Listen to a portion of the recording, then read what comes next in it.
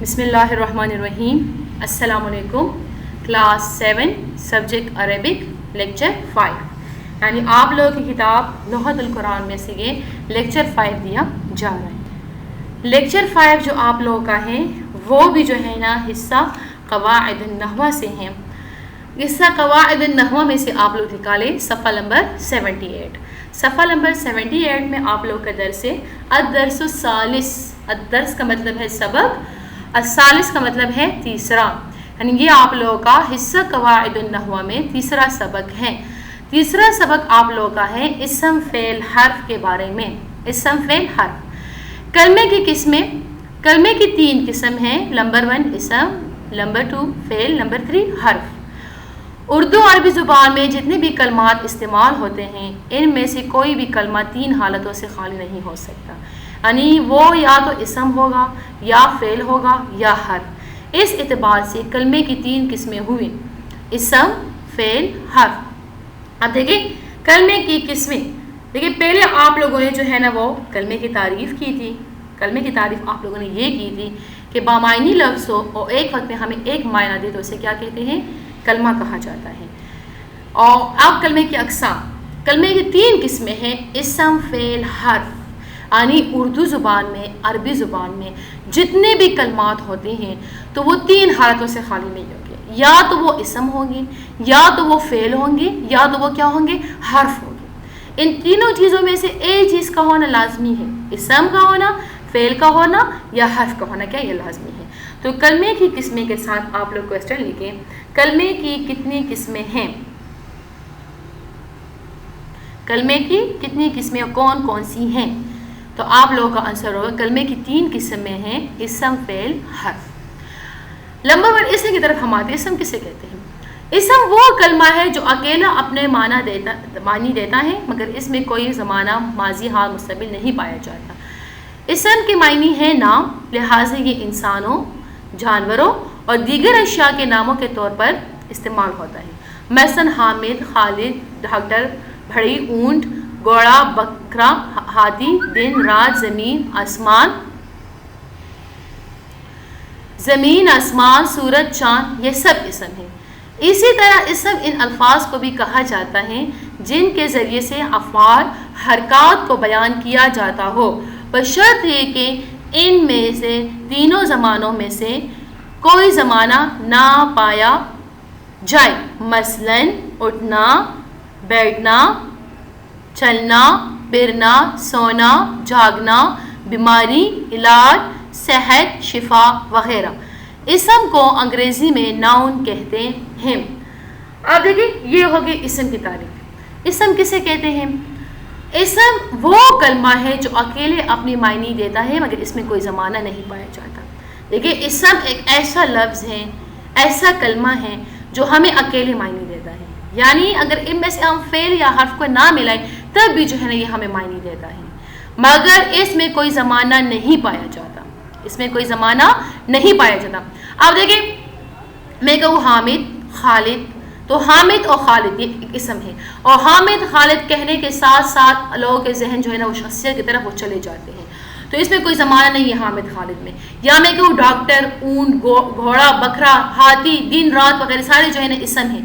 تو جب میں ان الفاظ کو ذکر کرتی ہوں تو یہ صرف اسم ہے، اکیلے ذکر ہے لیکن ہمیں کوئی معنی نہیں. میں دن ذکر کروں تو سب کے ذہن جو دن کی طرف جاتے ہیں کہ اس میں جو ہے نا ہر طرف جو ہے نا روشنی وغیرہ جو ہے نا وہ ہوتی ہے، اور اجالا جو ہے نا وہ ہو جاتا ہے. تو اسی طرح جب میں رات کو ذکر کروں تو سب کے ذہن جو ہے نا وہ رات کی طرف کے اس میں اندھیری ہوتی، تاریکی جو ہے نا وہ چھا جاتی ہے. آسمان کو ذکر کروں تو سب کے ذہن جو ہے چڑھ جاتی ہے اللہ کے تخلیق کی طرف کہ اس نے آسمان کو پیدا فرمایا. تو دیکھیں اسے اسم کہا جاتا ہے جو اکیلے معنی دے دے، اس میں کوئی زمانہ موجود نہ ہو. سمجھ آ گئی اس کی؟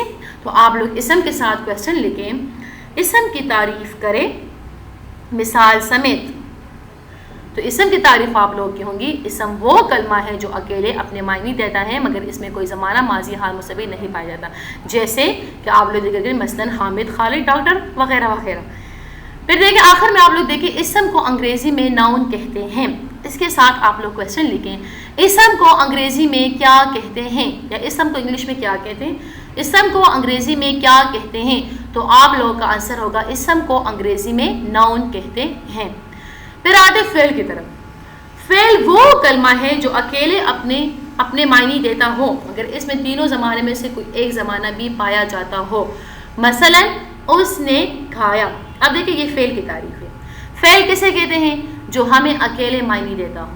یعنی دیکھیں اسم بھی ہمیں اکیلے معنی دیتا ہے, فعل بھی ہمیں اکیلے معنی دیتا ہے, لیکن اسم میں بات یہ ہے کہ اس میں تینوں زمانوں میں سے کوئی زمانہ نہیں پایا جاتا. رہ گیا فعل تو اس میں تینوں زمانوں یعنی ماضی, حال, مستقبل میں سے کوئی نہ کوئی ایک زمانہ کیا ہوگا؟ وہ موجود ہوگا. مثلا اس نے کھایا, اس نے کھایا. تو دیکھیں یہ کس کی مثال ہے؟ فعل کی مثال ہے. ایک کھانا ایک فعل ہے, ایک کام ہے, اور یہ جو ہے نا ہمیں اس نے کیا کیا؟ ادا کیا. جیسے اس نے اکلا, میں کیا سکتا؟ اکلا ایک لفظ ہے, ہمیں معنی دیتا ہے, اور تینوں زمانوں میں سے ایک زمانہ بھی موجود ہے کہ ماضی کا زمانہ ہے کہ اس نے کھانا کیا کیا؟ وہ کھایا, یا وہ کھانا کھا رہا ہے, یا اکلو وہ کھانا کھا رہا ہے یا کھائے گا. تو اس میں جو ہے نا اس میں حال کا زمانہ بھی ہو سکتے اور مستقبل کا زمانہ بھی ہو سکتے. جیسے کیا کہا ہے؟ فعل. اسم فعل میں یہ فرق ہے. اچھا اسم بھی اکیلے معنی دیتے ہیں لیکن اسم میں تینوں زمانوں میں سے کوئی زمانہ نہیں پایا جاتا. فعل بھی اکیلے معنی دیتے ہیں لیکن اس میں تینوں زمانوں میں سے کوئی زمانہ وہ پایا جاتا ہے. تو آپ فعل کے ساتھ لے کے فعل کی تعریف کریں مثال سمیت, تو شروع سے لے کر آخر تک وہ کلمہ ہے جو اکیلے اپنی معنی دیتا ہو, اس میں تینوں زمانوں میں سے کوئی ایک زمانہ بھی پایا جاتا ہو. مثلا اس نے کھایا. یہ آپ لوگوں کی فعل کی تعریف. پھر آئے صفحہ نمبر 79 کی طرف. صفحہ نمبر 79 میں آپ لوگوں کا کام ہے زمانہ یا وقت کی 3 قسمیں ہیں. نمبر 1 ایک وہ زمانہ جو گزر گیا, اس کو ماضی کہتے ہیں. نمبر 2 دوسرا وہ زمانہ جو گزر رہا ہے, اس کو حال کہتے ہیں. تیسرا وہ زمانہ جو آئندہ آنے والا ہے, اس کو مستقبل کہتے ہیں. وہ کرتے ہیں اب جو نہ کیا تھا نہ کریں گے. اس مصرے میں تینوں زمانوں کی مثالیں ہیں. فعل کو انگریزی میں ورب کہتے ہیں. اب دیکھیں زمانہ یا وقت, آپ لوگوں نے پڑھ لیا نا کہ فعل میں تینوں زمانوں میں سے ایک زمانہ موجود ہوگا. یہ آپ لوگ بار بار پڑھ چکے ہیں کہ زمانہ یا وقت کی کتنی قسمیں ہیں؟ زمانہ یا وقت کی 3 قسمیں ہیں. نمبر وہ زمانہ جو گزر گیا ہو تو اس کو کیا کہتے ہیں؟ ماضی کہتے ہیں. نمبر 2 وہ زمانہ جو ابھی ہو رہا ہو تو اس کو کیا کہتے ہیں؟ حال. تیسرا وہ زمانہ جو آئندہ آنے والا ہو تو اس کو کیا کہتے ہیں؟ مستقبل کہتے ہیں. اب دیکھیں مثال, وہ کرتے